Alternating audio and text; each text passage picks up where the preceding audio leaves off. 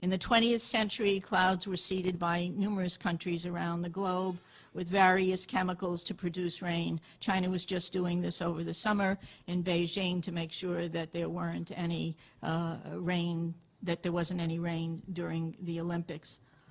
But all this has changed dramatically with the U.S. military's secretive research and plans to control the planet's natural weather.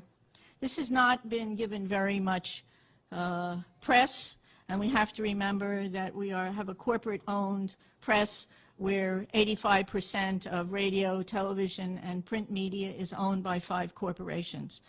So they're not going to talk about things that are of really serious consequence, and that's somewhat of the blessing, a mixed blessing of the Internet, but there's certainly plenty of information on weather modification. The Air Force is on record as saying, quote, they want to control the weather by 2025, and we are not talking about just seeding the clouds for rain.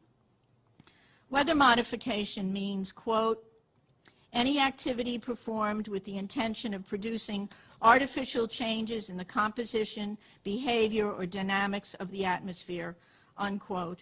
And as of April this year, there are more than 150 different weather modification programs around the world.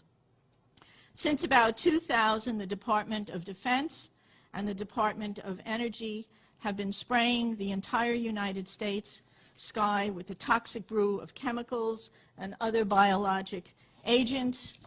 Do we have that? Just want to show you something. We have 2 different kinds of trails in the sky right now.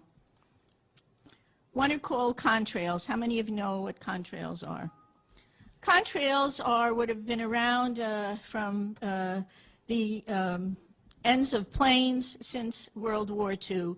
These are very, very short exhaust trails that usually evaporate within a few minutes. You just look up at the sky and you'll just see a jet sometimes with 4 trails, but it evaporates pretty quickly. How many of you know what chemtrails are? Nobody. The military and some commercial planes are spraying us with what are called chemtrails. I want you to look at the, and oftentimes before there's a weather front, there are heavy assaults from these planes just before a weather front is changed and comes in. Military and some commercial jets have been fitted with huge barrels of at least 49 different kinds of documented chemical poisons.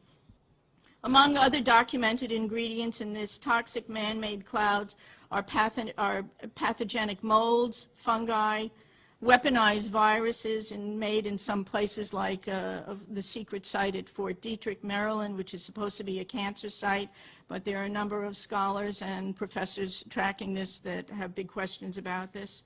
Barium and nanoaluminum particles. What do these do to the human body? Barium is an alkaline earth mineral. It was discovered in 1774. At low doses, it can act as a muscle stimulant. At high doses, it detrimentally affects the heart and the nervous system. Barium is toxic to all mammals, and that means not just humans. Aluminum, which is the most abundant metal in the Earth's crust, is known to diminish kidney function and destroy brain cells and cognitive function. Just think about it. Just between the aluminum and the mercury that we're breathing all the time, we've got already a serious issue about brain function and cognitive function. There is also documented evidence that the aluminum in chemtrails is released as nanoparticles, and that when they reach the Earth environment for wildlife, in lakes and streams, it's causing serious problems with wildlife there. Researchers are also finding that nanoparticles interfere with the growth of plants. Nanotechnology is totally unregulated. Just this past month, a new research report came out showing and documenting for the first time that these nanoparticles actually go through the skin. Well, if you breathe them, whether they go through the skin or whether you're inhaling them, it's still a problem, a serious problem.